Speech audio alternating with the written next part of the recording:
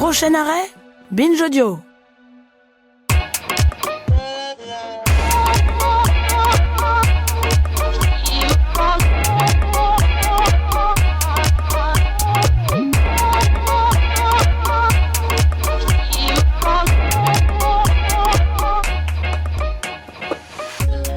Bonjour Okaya.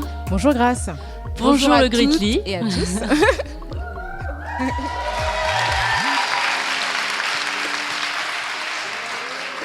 Bienvenue dans cet épisode enregistré en public de Kif Taras, le podcast qui saute à pieds joints dans les questions raciales.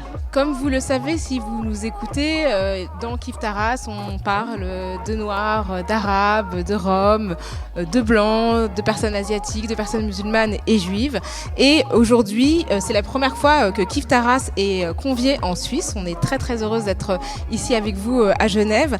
Et nous sommes ici, évidemment, comme vous le savez, pour explorer un contexte culturel qui n'est pas celui dans lequel nous exprimons habituellement.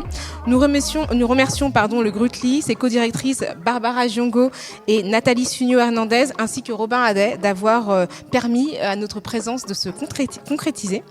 Alors, depuis la France, quand on pense à la Suisse, on pense à un pays fédéral, à un pays multiculturel et multilingue. On pense évidemment au siège de nombreuses institutions et ONG internationales, mais on pense rarement à un passé lié à la colonisation ou à l'esclavage. Pourtant, la Suisse est loin de l'image de neutralité et de ce mythe de l'exceptionnalité qu'on lui prête et auquel on lui associe. Elle aussi, la Suisse, charrie son lot de racisme et d'exclusion. Même si bien des formes de racisme existent ici, aujourd'hui, c'est autour du racisme anti-noir en Suisse romande que nous allons échanger.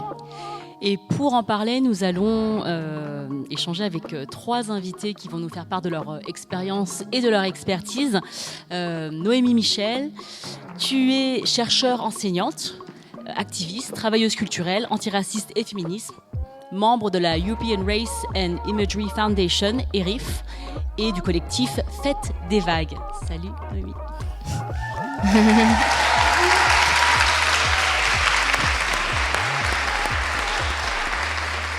Nous avons aussi l'honneur d'être avec Safi Martinlier.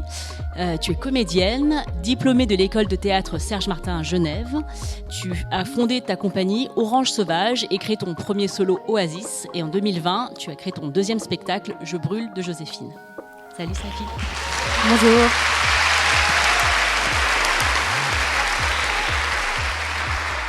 Et enfin, nous sommes en présence aussi de Cédric Djedje, que tu es comédien, tu es diplômé de la Manufacture, Haute École des Arts de la Seine. Tu as cofondé en 2014 avec 5 autres comédiens et comédiennes issus de la Manufacture le collectif Sur un malentendu. Et en 2023, avec Noémie Michel, vous irez à Johannesburg dans le cadre d'une résidence Pro Helvetia pour développer le projet Black Diasporic Futurities. Salut Cédric. Salut.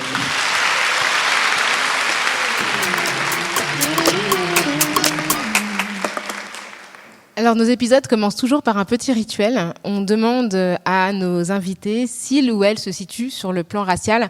Par exemple, Grace est perçue comme une femme asiatique et moi comme une femme noire. Est-ce que vous vous situez sur le plan racial ? Cédric, peut-être pour commencer ? Alors oui, complètement. Disons que oui, généralement je dis que je suis... Enfin, depuis toute la vie, je dirais que je suis noir. Et depuis quelques années, je dis que je suis afropéen. Très bien. Je ne sais pas, Safi ou Noémie. Moi également, depuis avant je disais que j'étais métisse et depuis quelques années je dis que je suis afro-descendante et suissesse et burkinabé. Et toi Noémie ? Oui, moi je dis que je suis une femme noire, enfant de parents immigrés en Suisse, une mère hongroise et un père haïtien. Et je tiens à dire, vu qu'on est en audio, c'est un podcast, que je suis perçue comme une femme noire light skin, donc à la peau claire. Et est-ce qu'il y a un moment dans votre parcours où ces termes vous sont apparus, c'est-à-dire que vous avez été confronté à la race de manière très, très radicale ? Il y a eu un jour où vous avez réalisé que vous aviez l'identité que vous portez aujourd'hui, ou on vous a imposé quelque chose dans l'enfance ou plus tard ? Disons qu'il y a eu plusieurs moments en fait. En tout cas, pour le fait d'être noir, disons qu'il y a eu plusieurs moments. Je dirais à peu près toutes les fois où je vais au supermarché et que je suis suivi par des vigiles. C'est un truc assez quotidien en vrai. Donc il y a peu de chances de l'oublier plutôt. Et le fait d'être afropéen, par contre, c'est venu de différentes lectures. Et aussi bien Léon Aramiano que Johnny Pitts ou autres, parce que depuis une quinzaine d'années, il y a quand même un gros mouvement pour repenser les questions même de vocabulaire, en fait, de comment on s'appelle. Donc je dirais, depuis en lisant Léon Aramiano ou Johnny Pitts ou alors Régnier et Tolodge. Et toi, Noémie, est-ce que tu as eu un moment déclencheur dans ta vie ?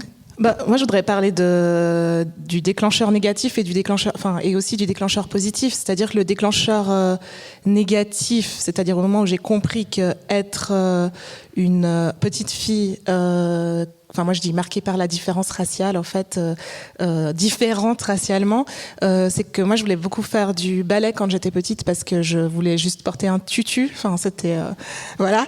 Et du coup j'ai supplié ma mère de m'inscrire au ballet et je suis allée au ballet ici. On n'est pas loin en fait du conservatoire. Et c'est vrai que dès le départ la professeure de ballet m'a bien fait comprendre que corporellement ça allait pas en fait. Elle me disait de rentrer les fesses, mais j'étais une personne cambrée, donc là je me rappelle qu'à un moment maintenant j'ai les mots pour dire que ça a été une des expériences en tant qu'enfant raciste qui m'a le plus marqué, parce qu'après j'ai arrêté le ballet, j'ai fait du modern jazz, mieux. Et ça, c'est pour dire la réalisation négative, mais moi, je tiens quand même à dire que j'assume aussi le terme femme noire, parce que pour moi, le qualificatif noir, ça résonne avec une tradition de résistance planétaire. Et moi, j'ai été exposée à cette tradition de pensée, ces cultures au pluriel de résistance grâce à mes parents, grâce à mes parents qui sont là en fait, notamment par des livres, par le fait qu'on mange la soupe de l'indépendance haïtienne. Donc en fait j'ai été aussi toute petite exposée à une approche positive et riche de ce que ça veut dire être noir. J'ai aussi pu voyager grâce à eux sur le continent africain. À l'âge de 6 ans, j'étais au Mali. Donc je pense que j'ai les deux en fait. J'aime bien dire, quand je dis je suis une femme noire, c'est par rapport à ça. Merci beaucoup. Et toi, Safi ? Alors moi, je dirais que j'ai réalisé à peu près à l'âge de 7 ans. C'est une anecdote que je raconte d'ailleurs dans ma deuxième création, Je brûle de Joséphine. Avant ça, j'ai vécu à Genève, au Burkina, donc le pays de mon père. Et puis ensuite, on est parti de Genève en Valais, à 2 heures d'ici, dans les montagnes. Et là, ça a été un petit peu plus difficile.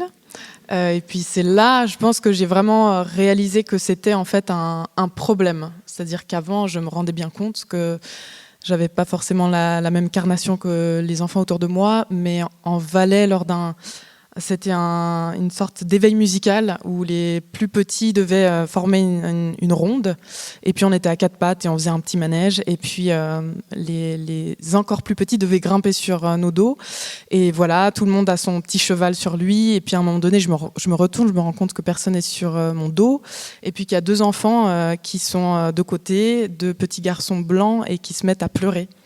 Et les 2 maîtresses qui sont avec nous sont hyper mal à l'aise et essaye de les pousser un petit peu sur mon dos. Et puis ça crée en fait une sorte de crise et un gros moment de...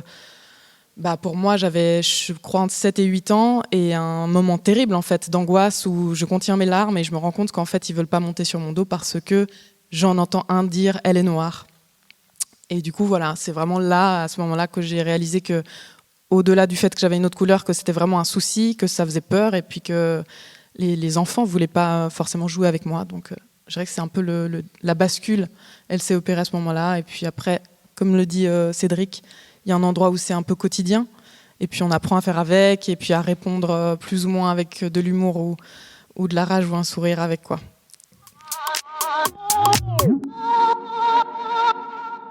Merci beaucoup. Alors on va venir sur les raisons qui nous amènent ici, entre autres. C'est une question que je vous adresse à tous les trois.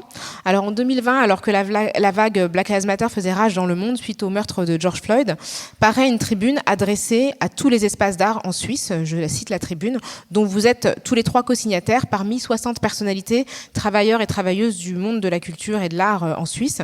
Il s'agit alors d'interpeller justement ce monde culturel suisse quant au racisme systémique qui règne dans ces institutions.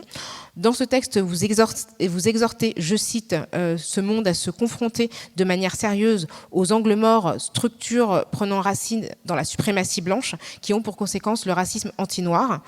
Est-ce que vous pouvez nous raconter la genèse de ce texte et comment vous y avez pris part individuellement ? Alors, je pense que c'est important de dire qu'on est effectivement co-signataire, mais qu'on n'a pas été à l'origine de la rédaction de cette lettre, mais que, en tout cas pour ma part, je l'ai signée avec enthousiasme. C'est des personnes issues du milieu plutôt de l'art contemporain, plastique, visuel en fait, et curatrices qui ont été à l'initiative de cette lettre. Parce que je pense que c'était insupportable pour elles de voir ces carrés noirs postés par des institutions d'art contemporain sur Instagram. Donc, c'est les fameux carrés du Blackout Tuesday qui ont été postés. Voilà, on rappelle effectivement que le contexte était après la mort de George Floyd, où voilà. Énormément d'institutions culturelles dans le monde ont affiché une forme de solidarité contre le racisme anti-noir. Et effectivement, il y avait un décalage entre cette solidarité digitale et des pratiques qui n'étaient pas en conformité avec justement ce qui était dit dans l'espace public. Et c'est suite à ça qu'elles se sont saisies de ce décalage pour rendre responsables ces institutions culturelles. Donc il y a 76 institutions qui ont posté des carrés, et la lettre a été envoyée à ces 76 institutions en disant qu'est-ce que vous... Ok, merci pour votre solidarité. Et donc, on va essayer de creuser un peu. Qu'est-ce que vous faites de manière plus quotidienne et pas forcément symbolique pour l'extérieur, mais dans vos pratiques? Et dans cette lettre, il y a une série de questions extrêmement bien structurées qui posent des questions précises sur la gouvernance, le staff des institutions culturelles, mais aussi est-ce que vous payez les personnes... Est-ce qu'il y a des personnes noires, en fait, avec qui vous collaborez? Enfin, la question de la représentativité, je conseille à tout le monde, en fait, toute personne qui travaille dans une institution, qu'elle soit culturelle ou pas, de la lire, parce que c'est une vraie mine de pratique, les questions, je trouve, y répondre, c'est vraiment commencer à mettre en place une politique antiraciste à l'intérieur de l'institution. Donc, nous, moi, je connais certaines des personnes qui ont écrit la lettre, et on a tous été invités à à la diffuser le plus possible dans nos différents réseaux pour la signer, en fait. Et vous deux, Cédric, Safi, comment vous vous êtes retrouvés avec votre nom signataire de ce texte? Alors moi, c'est via Noémie qui m'a fait part de la lettre, et donc c'est comme ça que je me suis retrouvé à la lire. Enfin, j'ai eu la mise en contexte par Noémie, je l'ai lu de mon côté, et une fois que je l'ai signé, ensuite il y a eu des réunions pour aussi se connaître. Mais c'est vrai qu'à la base, c'est surtout par Noémie en fait que j'ai eu vent de la lettre. Et moi par Cédric, donc voilà. Ça tombe bien, vous êtes là tous les trois. Alors, les réponses ont été très faibles, en fait, sur 76 institutions qui ont exprimé publiquement une solidarité avec Black Lives Matter. En fait, seuls 3 ont répondu. On vous signale aussi que la réponse du Grutli est dans ce Kiffe le Grutli qu'on vous a montré avant que le podcast ne commence. Donc, c'est la revue du Grutli qui est publiée tous les 2 mois, et dedans, vous trouverez la réponse détaillée aux différentes interpellations qui figuraient dans la lettre. On reviendra effectivement sur les conséquences de cette lettre, mais on a une autre question avant cela. Oui, dans le texte, il est relevé que, et je cite, « le fait que le racisme structurel, qui peut se manifester sous la forme de microagressions, de racisme explicite, de gaslighting, d'attitudes et de politiques institutionnelles d'exclusion, de centrage sur la blanchité, de violences policières, de crimes de haine, de demandes de travail gratuit, d'exotisation et d'hypersexualisation, etc., est bien présent et répandu ici en Suisse ». Est-ce que vous, dans votre parcours professionnel, ce sont des formes d'oppression qui vous ont poursuivi? Est-ce que vous avez des exemples à nous raconter ici dans le podcast? Je voulais juste préciser que ça, c'est parce que du coup, ça, c'est un extrait de la deuxième lettre. Parce que du coup, comme il y a eu si peu de réponses, on s'est réunis et on a rédigé. Là, pour le coup, j'ai un petit peu participé à la rédaction d'une deuxième lettre 1 an après. Pour re-responsabiliser les institutions, mais il n'y a pas non plus beaucoup de réponses. Donc je voulais juste préciser ça. Pour répondre à ta question, Grace, évidemment oui que je me sens concernée par tout ça. Maintenant, ça fait, je sais pas, quelques mois ou quelques années que j'ai décidé de plus forcément raconter ces anecdotes. Parce que je me rends compte que on tourne en boucle, et puis je me pose la question aussi de qu'est-ce que ça apporte de systématiquement rabâcher et de m'enfermer en fait dans ces cases-là et ces étiquettes qu'on veut bien me coller. Ce n'est pas que ça, mais ça arrive régulièrement, encore trop. Et voilà, là aujourd'hui, je le dis que c'est vrai que il y a une fatigue en fait de raconter tous ces rôles qu'on m'a trop proposés, qui enferment, et j'ai envie aussi d'éclater en fait ce plafond de verre en proposant aussi d'autres choses et en parlant de qu'est-ce qu'on peut faire maintenant et davantage de se tourner vers les possibilités et voilà, l'ouverture et la richesse et qu'est-ce que nous on peut proposer en tant qu'artistes afrodescendants ici pour aller de l'avant. Toi, Cédric, tu as la même position par rapport au fait de raconter des anecdotes relatives à ta carrière? Oui, j'ai la même position. Alors c'est peut-être pour ça qu'on travaille souvent ensemble d'ailleurs.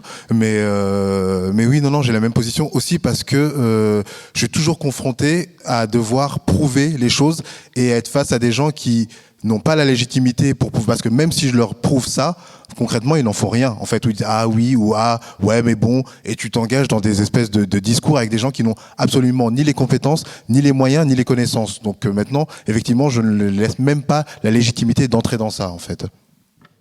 C'est vrai que c'est toujours la difficulté, c'est que en fait, pour prouver le racisme, il faut toujours produire des images spectaculaires ou en tout cas des récits qui frappent les imaginaires collectifs, mais ça se fait toujours au détriment des personnes concernées. Donc c'est finalement les personnes, pour croire le racisme, ont besoin de voir nos traumas, et en même temps, pour nous, c'est un traumatisme qu'on vit en plus. Et je comprends votre position. C'est vrai que c'est difficile parce qu'en même temps, pour des personnes qui sont concernées, il y a aussi quelque chose de rassurant de voir que quelqu'un d'autre a vécu la même chose. Donc c'est vrai, quand on entend, on dit ah oui, mais même si on n'est pas comédien, on se dit moi je l'ai vécu aussi, et ça sert aussi des personnes qui sont pas là dans une espèce de complicité un petit peu malsaine, mais qui ont juste, voilà, c'est ça, de voyeurisme, mais qui ont juste besoin de se sentir appartenir à une communauté d'expérience, quoi.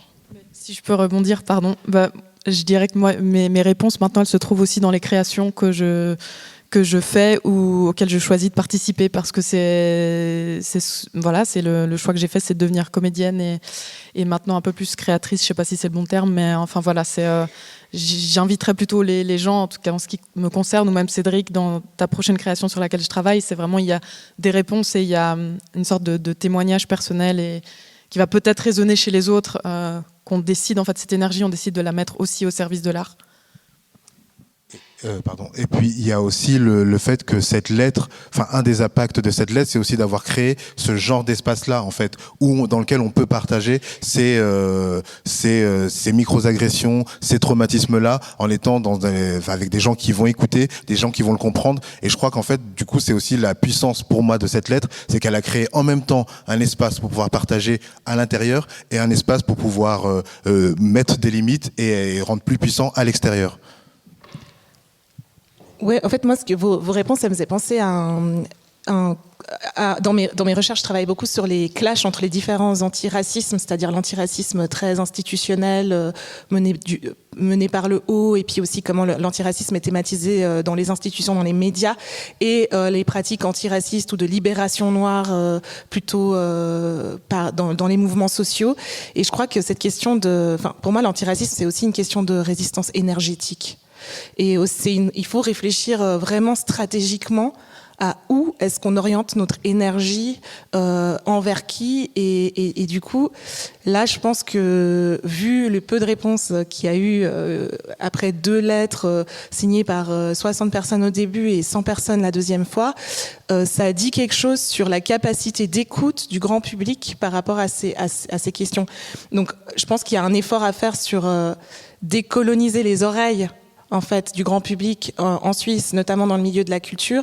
Et là, pour le coup, le travail, c'est surtout aux personnes qui ne sont pas noires ou qui ne sont pas marquées par la différence raciale, de le faire en justement allant écouter des propositions, des partages d'expériences dont les termes sont maîtrisés par ceux qui veulent les partager. Donc en allant voir des créations au théâtre, en lisant des articles scientifiques publiés depuis 15 ans. Enfin voilà, c'est pas on s'exprime pas là-dessus. Et moi dans mes travaux, je parle de mon expérience, mais c'est maîtrisé.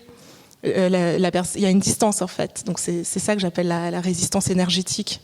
En fait, vous ne répondez pas à une commande de vous exprimer pour satisfaire un besoin imminent d'un média ou de quelqu'un qui a besoin d'entendre précisément à ce moment-là votre expression sur cette question.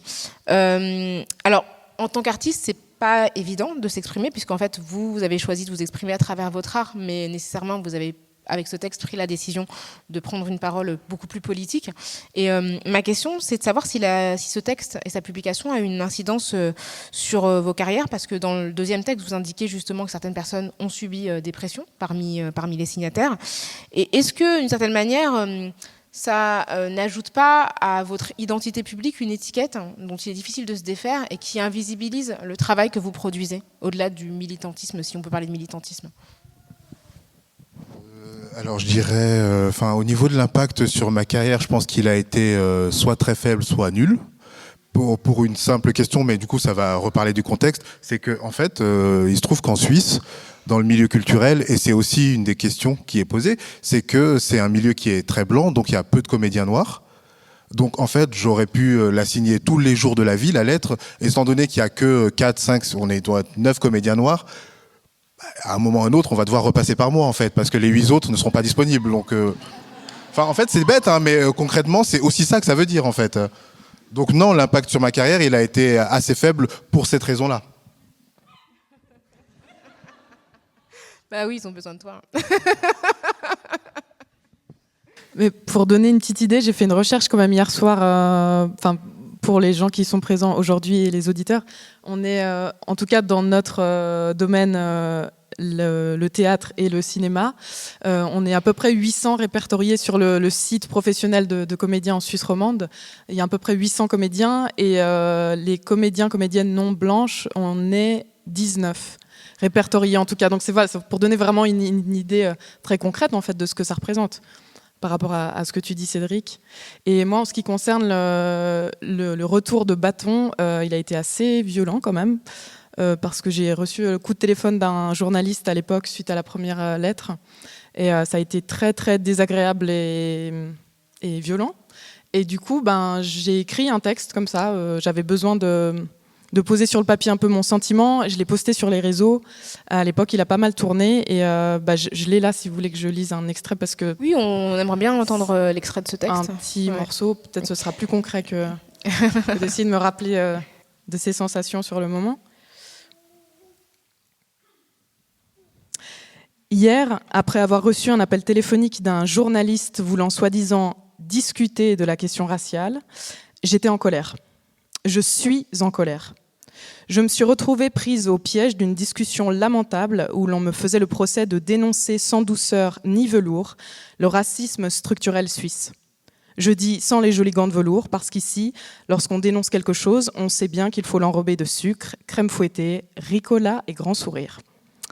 Ça passe encore mieux si l'on chuchote sous la table et qu'on s'excuse directement ensuite d'ailleurs. Sous prétexte que l'on n'est pas aux États-Unis d'Amérique et que l'on n'a pas la même histoire coloniale que de l'autre côté de l'Atlantique, on ne pourrait pas se permettre de parler de racisme violent, institutionnel, policier ou structurel. Mais sachez que ce n'est pas parce que l'histoire atroce des US se perpétue que l'on devrait invisibiliser celle qui se déroule ici, sous nos yeux. Un peu d'humilité en ce moment serait sacrément bienvenu, pour l'amour du ciel.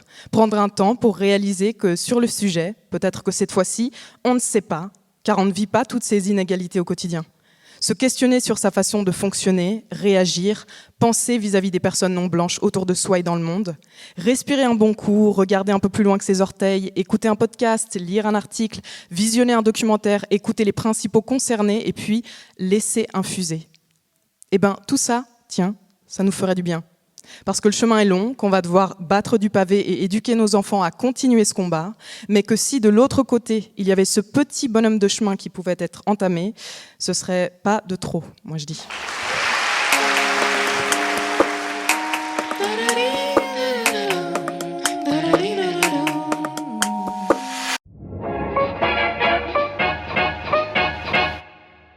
Alors, on l'a évoqué tout à l'heure, lorsque on met la Suisse face à son histoire, notamment l'histoire du racisme, on se heurte à cette image de neutralité ou bien du mythe de l'exceptionnalité.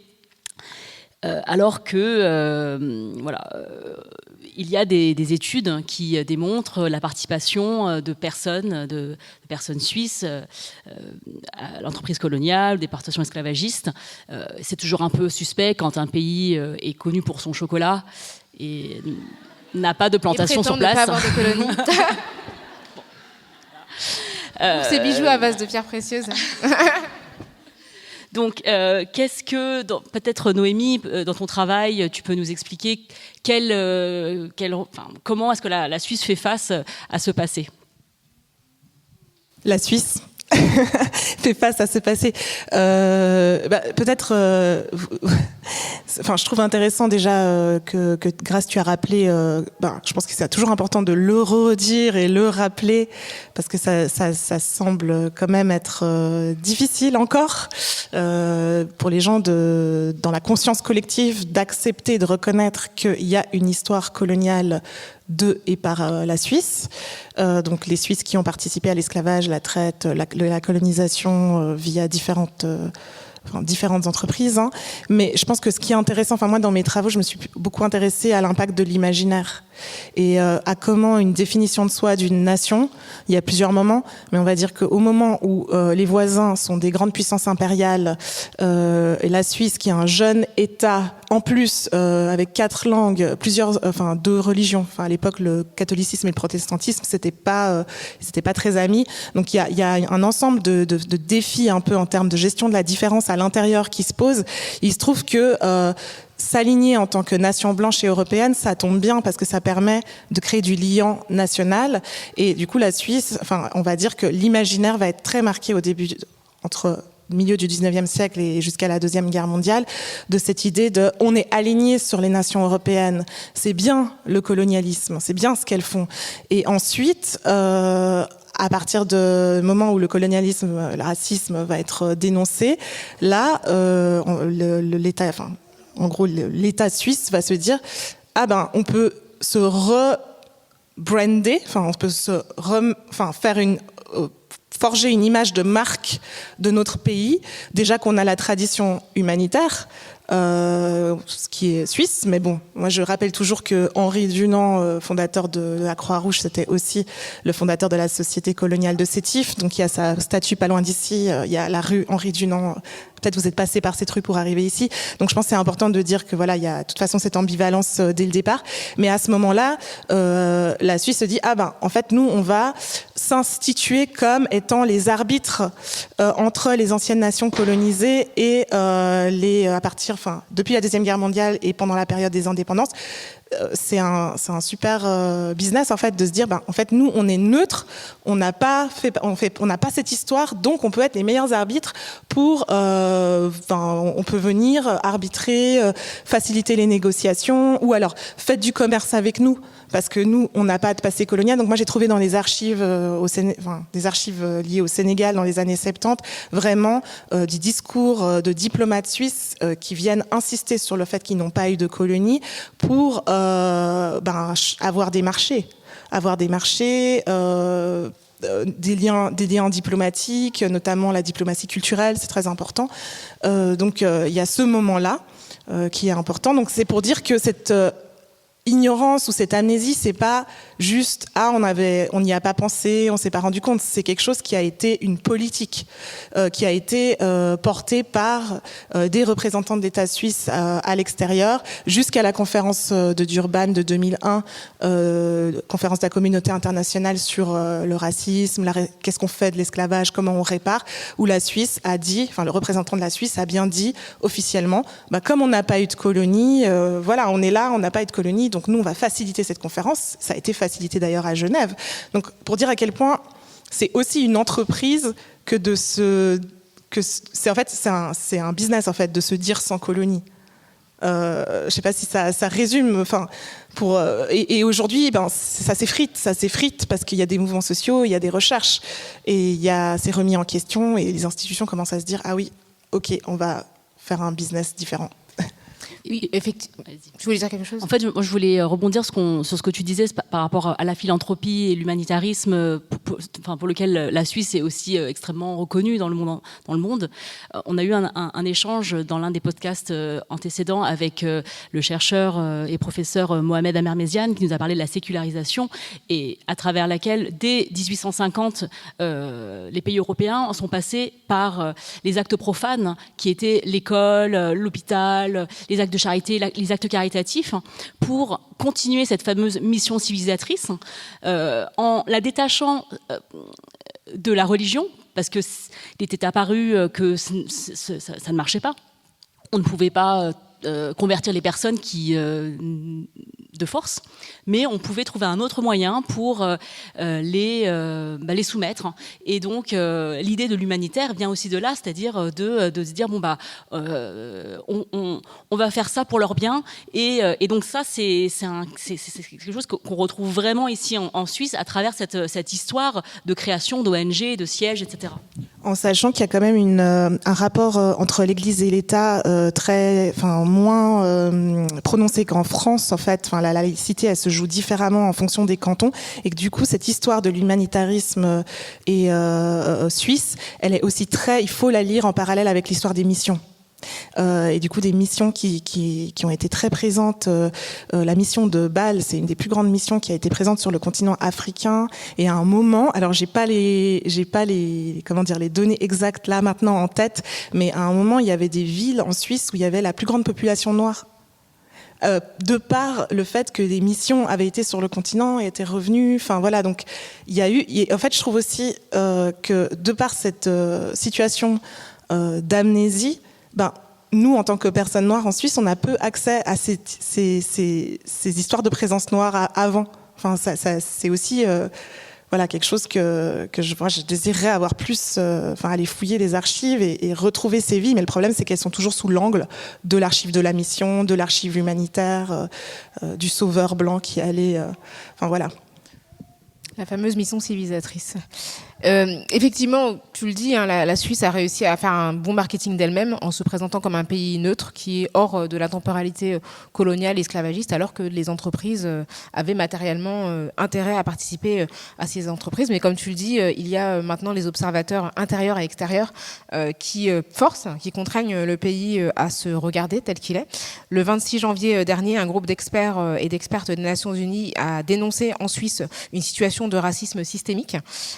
Leur rapport, donc ces experts qui ont été envoyés en Suisse ont produit un rapport qui pointe du doigt les brutalités policières, les contrôles aux faciès et les traitements dégradants, ajoutant qu'il règne en Suisse une culture du déni qui entrave toute reddition de comptes ou possibilité de réforme. Par ailleurs, il y a une autre étude plus locale qui a eu lieu en mars 2022, qui s'appelle « Monuments et héritage raciste et colonial dans l'espace public genevois, état des lieux historiques ». C'est une étude de Mohamed Mahmoud Mohamedou et de David Rodonio.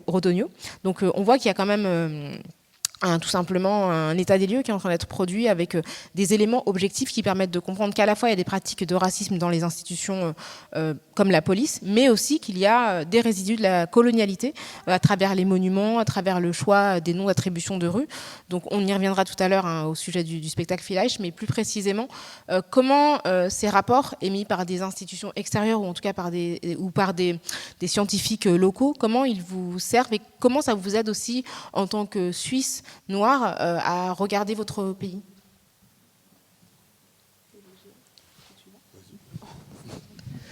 En fait, c'est juste pour remettre en contexte que ces rapports, ils ont déjà existé aussi avant et que c'est pour la première fois que peut-être il y a une écoute un peu plus favorable. C'est-à-dire qu'en 2007, à l'époque, c'était Doudou Diane qui était rapporteur spécial à l'ONU des formes de discrimination et de racisme. Il y avait eu un groupe qui était venu aussi constater la même chose. Peut-être le terme racisme systémique, étant donné que le terme lui-même vient d'être adopté à l'ONU. C'était pas un concept avant à l'ONU, donc maintenant qu'il a été adopté à l'ONU, il peut être utilisé par les différents groupes et être appliqué aux différents contextes nationaux et observé. Mais du coup, il y a déjà eu des rapports par le passé. Il y a déjà des études historiques extrêmement systématisées et objectives, qu'on appellerait objectives, où c'est difficile de remettre en question des faits historiques, historiographiques, qui en fait sont là. Donc on a comme une bibliothèque sur la colonialité de la Suisse, et c'est que aujourd'hui que peut-être des oreilles commencent un petit peu à s'ouvrir. Ceci étant dit, il n'y a pas pour l'instant de moyens institutionnels pour vraiment écouter sur le long terme. Parce que moi qui travaille à l'université, il n'y a pas de chaire spécialisée sur ces questions.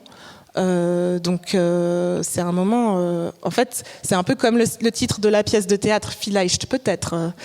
On va voir.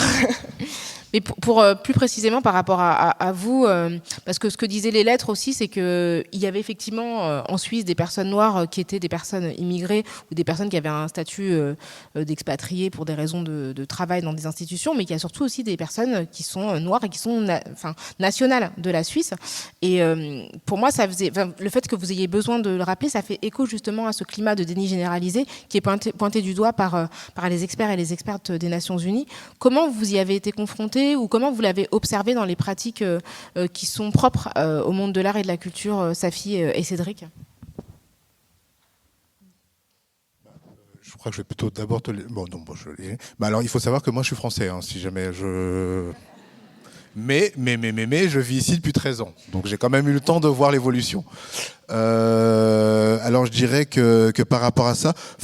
ce que je peux te dire, c'est que, par exemple, je sais que moi, depuis le 2020, il y a eu, plutôt en 2020, il y a eu vraiment une espèce d'explosion des propositions de travail. Mais et vraiment de façon exponentielle. Ça n'était jamais arrivé. Sur la même année, on m'a proposé 12 projets. Alors, la plupart du temps, c'est plutôt 2 ou 3. Et donc on m'a proposé 12 projets. Et comme il y avait une espèce de prise de conscience du fait que, effectivement, il y avait quand même peu de comédiens noirs dans les distributions. Mais ce qui est drôle, c'est que ça sentait quand même la précipitation, souvent. En fait, c'est que c'était une demande qui était à côté, ou alors qui essayait de pas dire que je cherchais un comédien noir et le mail faisait 30 pages alors qu'il aurait suffi de dire je cherche un comédien noir et c'était réglé. Non, mais vraiment, en fait, c'est toujours marrant dans les demandes parce que moi, je suis vraiment assez sensible à comment on s'adresse à moi et pourquoi. En fait, donc ça, beaucoup par rapport aux demandes depuis 2020, ça a quand même beaucoup changé. Le type de rôle qu'on propose aussi a beaucoup changé. Et aussi parce que je pense que le travail des militants et des militantes sur le terrain fait aussi son travail de décoloniser les imaginaires. On essaye, parce qu'en témoignent les polémiques actuelles, c'est pas forcément encore gagné, mais voilà. Mais donc je dirais qu'en fait, il y a quand même une ouverture de ça, et même les sujets ont changé dans le milieu culturel, en fait. Je veux dire quelque chose comme les sujets et les personnes, parce que ça fait 3-4 ans que je vois quand même de plus en plus de personnes suisses, d'acteurs, d'actrices et tout, ou sur les plateaux, en fait, ce qui était vraiment pas forcément le cas, en fait. Donc je dirais qu'à ce niveau-là, pour moi, ça a changé. Et pour toi, Safi ? Oui, en fait, moi, c'est marrant parce que c'est arrivé en même temps que, par hasard, j'ai choisi ce thème de la figure de Joséphine Baker en écho avec la mienne en tant que femme racisée, actrice en Suisse. Et du coup, la mort de George Floyd, si je dis pas de bêtises, est arrivée peut-être 1 mois ou 2 mois après les premières représentations. C'est à peu près ça. Et donc, du coup, j'étais... soudainement, il y avait un petit côté un peu gênant parce que j'étais méga trendy, quoi. C'était Joséphine Baker, va voir la noire sur scène. Ça, c'était un peu bizarre quand même. Donc, il y a un endroit où c'était... ça faisait du bien en fait d'être reconnu dans son travail, d'avoir la presse qui s'intéresse à ce qu'on fait, et un autre endroit où tu te dis, il y a un endroit où ça grimace et tu dis fais attention. Et depuis, je remarque quand même qu'il y a cette petite tendance d'avoir dans les festivals ou dans les programmations la pièce afrodescendante, et puis il faut que ce soit quand même assez trash, il faut que tu te dises ce que tu as dans les tripes, et puis que ça dérange, et puis ça aussi parfois ça me met mal à l'aise en fait, parce qu'on n'a pas toujours envie de le dire de cette manière. En fait, parfois tout à coup on vient nous poser une question comme si on représentait tous les Noirs du monde entier. Et puis ça aussi, c'est un peu étrange en fait. On a envie de dire non, mais déjà l'Afrique c'est un continent, enfin bon bref. Et puis là, moi en l'occurrence, ce truc-là que je remarque quand même, donc c'est cool parce qu'il y a un peu plus de lumière sur le sujet et sur nous, et donc il faut savoir se saisir de ces opportunités et en même temps se dire fais attention. Parce qu'on ne sait pas déjà dans 2 ou 3 ans où on sera. Est-ce que la traîne sera passée, quoi ? À l'écoute de vos réflexions, moi j'ai vraiment le sentiment d'être face à un miroir en fait, de ce que le mécanisme raciste produit. Et pourtant, quand vous dites par exemple que la Suisse est dans une forme de déni et que les Suisses regardent la France et les États-Unis, et nous c'est exactement le même sentiment qu'on a, c'est-à-dire qu'on a les yeux tournés vers, on sait mieux ce qui se passe outre-Atlantique que chez nous et chez nos voisins, hein, alors qu'on partage des lois, des choses beaucoup plus proches. Comment on va faire pour comment est-ce que comment est-ce que le déni comment on combat ça? C'est-à-dire que par votre création, c'est ce que vous dites aussi, mais comment est-ce que, ce sentiment-là qui est très très présent en fait dans les rapports, dans les relations interindividuelles, hein, des réactions des personnes à votre travail, de la réception même l'indifférence en fait, parce que quand il n'y a pas de réponse à une lettre écrite dans les médias qui circule, ce déni-là, il est difficile à supporter. Si je peux me permettre d'ajouter quelque chose avant que vous répondiez, c'est vrai que moi j'ai l'habitude de venir en Suisse pour parler du racisme en France, et ça se passe très bien, les gens sont très attentifs, me disent « Ah bon ? Mais c'est terrible ce que vous vivez en France !» avec un sous-entendu qui donne l'impression que tout va très bien ici, et c'est la même chose quand je vais en Belgique, en fait, dans un autre pays voisin francophone, on m'écoute avec beaucoup d'attention, mais ça me rappelle aussi la manière dont nous en France on va accueillir très très bien les Afro-Américains, comme s'ils nous racontaient des réalités totalement exotiques. Et du coup c'est vrai que c'est la première fois que je suis en Suisse et que j'interviewe avec Grâce toutes les deux en tant que Françaises des personnes pour nous parler de la Suisse et pour nous enseigner en fait des choses qui ont à voir avec ce que vous vivez localement. Donc j'imagine que pour nous c'est confortable de venir en Suisse parce qu'on est très bien reçus, très bien écoutés, etc. Mais pour vous ça doit être très frustrant en fait de nous voir parler avec autant de facilité alors que vous pourriez vous exprimer avec une telle écoute sur des réalités qui sont aussi locales. Donc comment ce serait intéressant de vous entendre à ce sujet. Alors déjà, oui, il y a une question de pédagogie, mais en fait, je pense que la question des noms, par exemple, qui a l'air anodine, est très importante parce que ne serait-ce qu'on parle de, moi je dis l'assassinat de George Floyd en fait, parce que c'est pas, la mort c'est trop abstrait pour moi en fait, parce qu'il a été assassiné en vrai. Et donc par exemple, typiquement sur ça, la question de l'assassinat de George Floyd, l'important c'est aussi de dire les noms de personnes à qui ça arrive ici, en fait. Et parce qu'il y a des associations qui se battent à tous les jours, au quotidien, pour que les noms ne soient pas oubliés, qui font des t-shirts, qui font des collages, qui font des choses pour que ces noms puissent vivre, en fait. Et rien que ça, par exemple, la politique du nom, c'est une politique qui est méga importante pour aussi bien les militantes que même nous au quotidien, en fait. En fait, et c'est assez simple en vrai, ça demande pas de faire des grandes théories, ça demande juste de ne pas se taire sur les noms. Donc, en tout cas, moi, de ce niveau-là, et aussi bien au niveau quotidien qu'au niveau même culturel et trucs, ne pas se taire sur les noms.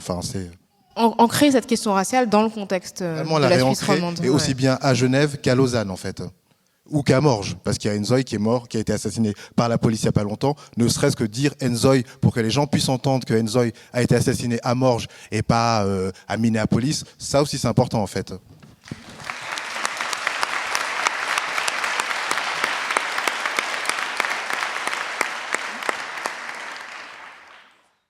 Safi ?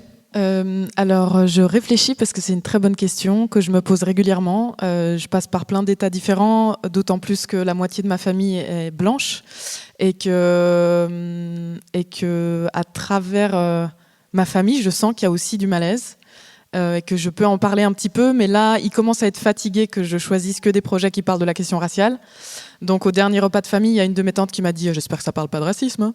Et du coup, j'étais là avec la fourchette dans la bouche, genre ok, ça devient gênant même dans la famille. Enfin, c'est très complexe en fait, parce qu'il y a vraiment un endroit où tu sais, enfin pour ma part, je me dis c'est un combat, mais à quel niveau si je prends la parole dans la presse et puis que j'ose pas la prendre au sein de ma propre famille, c'est quand même hyper bizarre. Donc ça commence où récemment, je suis devenue maman, mais c'est aussi ça. Quel combat je vais choisir de mener, comment je vais défendre mon enfant ou pas. Enfin. Voilà, c'est compliqué, donc c'est pour dire que ça m'anime beaucoup. Et puis dans les choix aussi que je fais maintenant, j'ai pas envie d'être uniquement la femme considérée comme noire sur scène qui va militer pour cette cause-là uniquement en Suisse romande. Donc c'est aussi de faire des choix par rapport à mon job. Et puis une des choses que je peux dire, c'est que et qui est très concrète, c'est que récemment j'ai accepté un mandat où on m'a demandé de mettre en scène une petite forme théâtrale avec des jeunes personnes migrantes. Qui ont eu des parcours super difficiles pour arriver ici en Suisse et qui au quotidien font face à vraiment énormément de racisme et qui doivent se battre. Et en fait, face à eux, moi, je me sens hyper privilégiée. Mais bref, on m'a engagée vraiment pour mettre la lumière un peu sur eux. Et c'est récemment aussi dans des actions comme ça où je me suis dit ok, bon ben voilà, là c'est concret, tu les mets sur scène, tu leur donnes la parole et en fait c'est donner la place, donner la parole, mettre la lumière et c'est pas juste sur soi mais c'est vraiment comme on arrive à faire rayonner aussi les gens autour de soi qui vivent ça.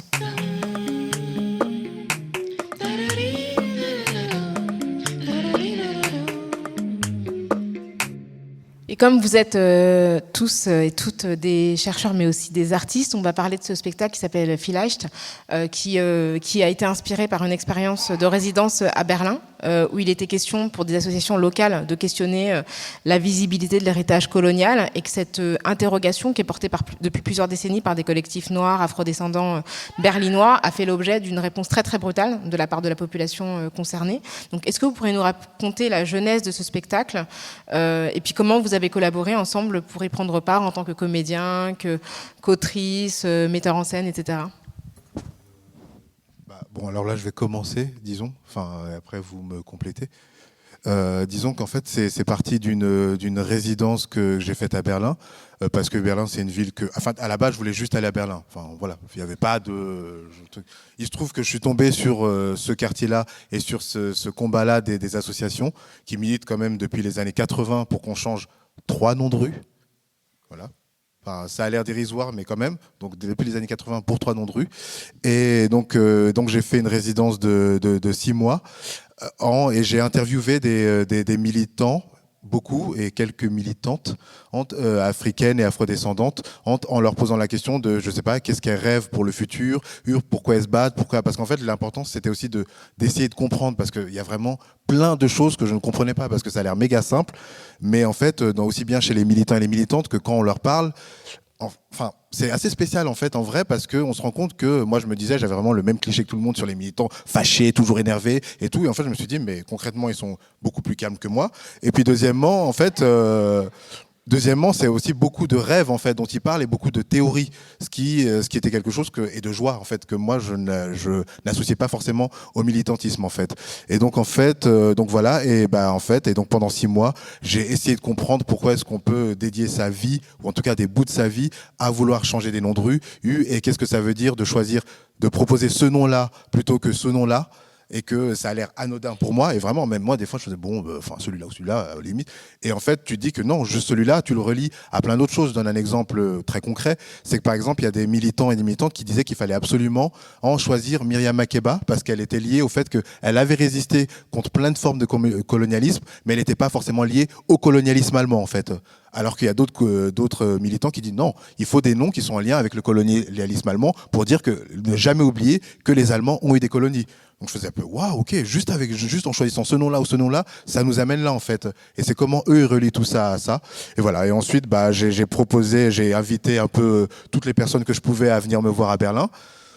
Parce que c'est une ville que j'adore aussi en fait, voilà. Et ensuite, ça c'était entre 2018 et 2019. Et après, on a décidé d'en faire un spectacle. J'ai proposé à Safi, qui est une super comédienne dont j'admire le travail et qui est aussi ma meilleure amie. Donc voilà, je me suis dit que en fait, vu que le spectacle était aussi lié à ce qui se passait dans ma vie, je pouvais pas prendre quelqu'un qui avait rien à voir. J'ai pris Noémie qui est scientifique, dramaturge et qui est aussi ma compagne en fait. Donc voilà, enfin vraiment. Après, j'ai pris que des gens. On commence à comprendre en fait les liens. Voilà. En fait, Nous, on nous dit rien en fait. Mais non. Mais en Donc, fait, la deuxième partie de Kif Taras, c'est gossip. Voilà, exactement. Non, mais en fait, c'est au-delà de ça, c'est juste pour dire que ce phénomène-là des changements de nom de rue, il faut vraiment le lier à quelque chose de personnel, pour pas qu'il reste juste théorique ou autre. C'est que c'est vraiment quelque chose c'est vraiment en lien avec le fait que c'est quand même compliqué de pouvoir, en tant qu'Afropéen, être dans les rues, en fait, et que c'est plein d'empêchements à être, et à pouvoir circuler librement dans les rues. Donc voilà. Et ensuite, j'ai demandé à Diane, qui est juste là, en fait, et qui fera regard extérieur. Alors, à Lionel, qui est là-bas et l'idée là-dedans, c'était d'avoir beaucoup à Claudia aussi, qui est là-bas et qui fait le graphisme. Karami, qui est là aussi pour la musique. Et je leur ai demandé de venir collaborer par rapport à ça et se poser la question, comment est-ce qu'on construit quelque chose autour des noms de rue. Il y a Ludovic Chazot qui est là. Et l'idée pour moi, c'est que je voulais beaucoup d'afrodescendantes dans l'équipe, et notamment beaucoup de personnes qui ont signé la lettre. Ouais, parce que cette lettre, en fait, c'est aussi ça qu'elle a permis, c'est de savoir qu'on n'était pas tout seul, qu'on n'était pas juste 19, mais qu'on était 19 à être comédien, 20 à être créatrice sonore, enfin voilà, en fait, qu'on habitait l'espace aussi. Et donc voilà, donc là, je dirais, je vais pas aller plus loin parce qu'il y a quand même les autres. Alors toi, Noémie, une fois qu'on t'a fait cette proposition d'écrire, comment tu t'es emparée du sujet et comment tu l'as mise en forme ? Déjà, c'est important de dire qu'au début, Cédric, il m'a invitée en tant que consultante scientifique. Donc, à l'époque, je suis allée là-bas au tout début de sa résidence parce que, moi, j'aime beaucoup Berlin. J'y ai vécu à plusieurs reprises. Je suis très connectée en tant qu'activiste. Je suis assez connectée aux activistes berlinoises. Et donc, j'y suis allée pour d'abord la mise en place des interviews, pour l'aider à juste qu'est-ce que ça veut dire faire des interviews avec des militants, militantes. Et puis, je sais pas ce qui s'est passé. Petit à petit, comme dans nos dialogues, dans nos échanges, un jour, il me dit, oui, en fait, là, tu seras aussi la dramaturge, si ça te dit. J'étais là, mais je ne sais pas ce que c'est. Alors, j'adore le théâtre. En tant que je suis une fervente consommatrice de théâtre contemporain, mais je n'avais aucune idée de qu'est-ce que ça veut dire exactement. Je n'ai toujours pas une idée précise. Et plus récemment, on a fait plusieurs résidences en fait de création et plus récemment aussi. Il m'a proposé de participer à l'écriture. Et en fait, pour répondre plus précisément à ta question, et je pense que ça va aussi répondre à la question de Grâce d'avant sur mais comment on fait face à ce phénomène constant d'externalisation en Europe, c'est-à-dire si on est en Suisse, le racisme c'est en France, si on est en France, le racisme c'est aux États-Unis. Je pense que c'est vraiment quelque chose qui qualifie l'espace européen continental aussi parce que comme les colonies, les plantations, elles étaient sur un autre continent, c'était facile de se dire ça se passe ailleurs et ensuite de se dire nous on est innocents, ça s'est passé ailleurs. Donc comment on répond à cette externalisation constante de l'histoire du racisme? Je pense qu'une des réponses, c'est en créant des connexions, des emmêlements, des enchevêtrements. Et en fait, je crois que l'écriture théâtrale se prête super bien à ce travail, c'est-à-dire dire les noms, dire des noms d'ici, les connecter aux noms de là-bas, des États-Unis, parce que aussi la plupart d'entre nous, étant donné qu'on est afrodescendants, on a de la famille partout. Donc quand les gens nous disent oui, mais ici c'est pas aussi grave qu'aux États-Unis.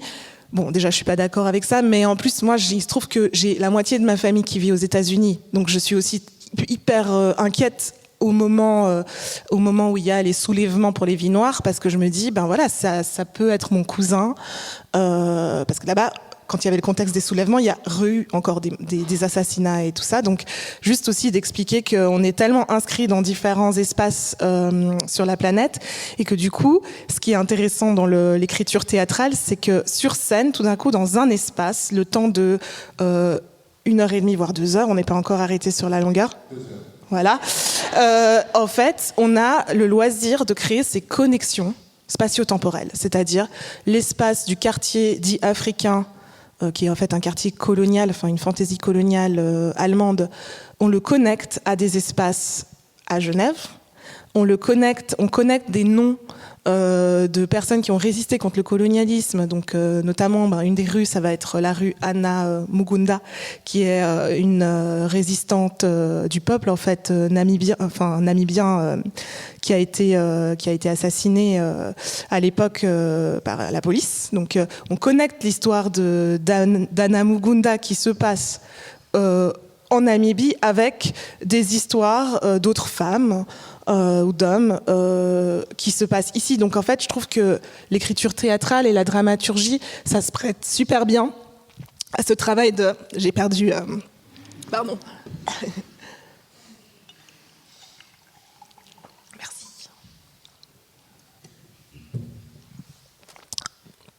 Ça se prête super bien à ces... ça revient pas.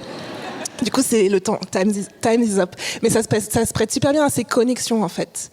Et plus des fois que par l'écrit, parce que c'est très difficile. L'écrit nous demande toujours d'être l'écrit scientifique ou les essais nous demandent souvent d'être un peu plus linéaire, argumentatif. Et en fait, je trouve que par rapport à la théorie critique noire qui, moi, m'anime, l'écriture avec des récits... l'écriture pour le théâtre, ça permet, ça donne beaucoup de... Ça permet vraiment de déployer ce travail de connexion et d'emmêlement des espaces-temps de manière sensible et puissante. Donc, je me réjouis, en fait. Après, je ne sais pas ce que ça va donner, mais... Et toi, Safi, comment tu vas t'emparer de ce rôle, sachant que c'est un projet qui arrive après des engagements communs sur la base d'une histoire qui a été expérimentée par Cédric. Comment tu vas t'investir dans ce projet ? Eh bien, j'ai pas trop de soucis, dans le sens où j'ai entièrement confiance en Cédric et en l'équipe qui nous entoure, et puis parce que je le suis de loin sur ce projet depuis sa jeunesse. Donc j'étais aussi à Berlin, et puis donc il y a un endroit où on avance, on chemine ensemble quelque part.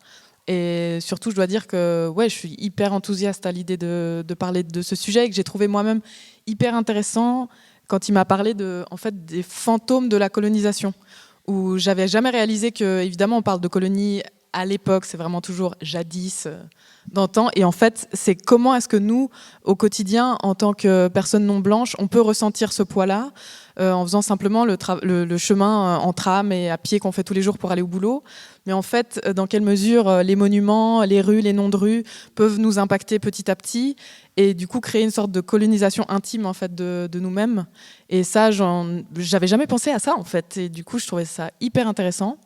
Ça, c'est une chose. Et puis la deuxième chose qui m'a surprise aussi, et je me suis dit, oula, toi, t'as encore du boulot. Enfin, je veux dire, même nous, on travaille sur nous jour après jour. Quand tu m'as dit, comment est-ce que tu imagines le quartier africain à Berlin ? Ça, c'était avant que j'y aille pour la première fois. Et donc, moi, tout de suite, méga stéréotype, quoi. J'étais là, je vais manger du mafé, on va aller danser le kuduro, machin, des trucs comme ça. Ça est hyper coloré, y a des pagnes partout. Et puis, en fait, j'arrive et pas du tout. Le choc absolu. Et on marche et tout. Puis, au bout d'un moment, je dis, mais c'est où le quartier africain ? Il me fait, en fait, c'est là. Et on est en train de marcher dans ce quartier depuis 20-30 minutes. Et pour moi, c'était tout gris, hyper triste, que des immeubles qui se ressemblaient, enfin, personne dans les rues, et vraiment, littéralement, 3 noirs, quoi.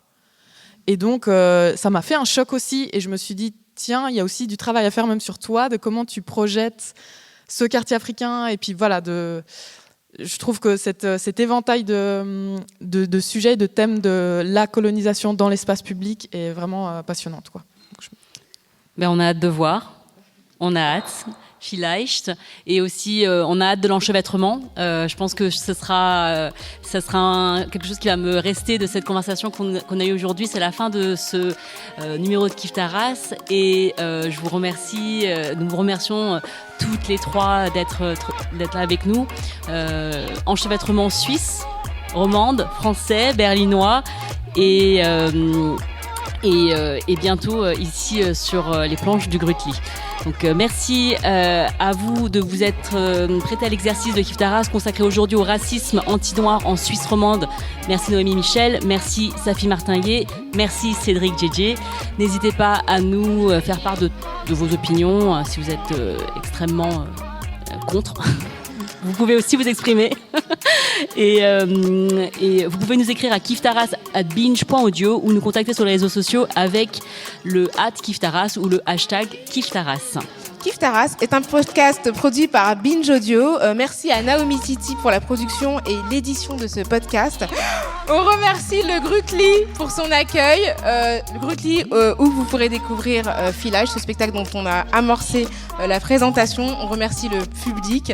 On se retrouve bientôt pour une nouvelle plongée dans les questions raciales. Merci à Grace. Merci Rokhaya. Merci Noémie. Merci Safi. Merci Cédric. Merci le public. Merci beaucoup.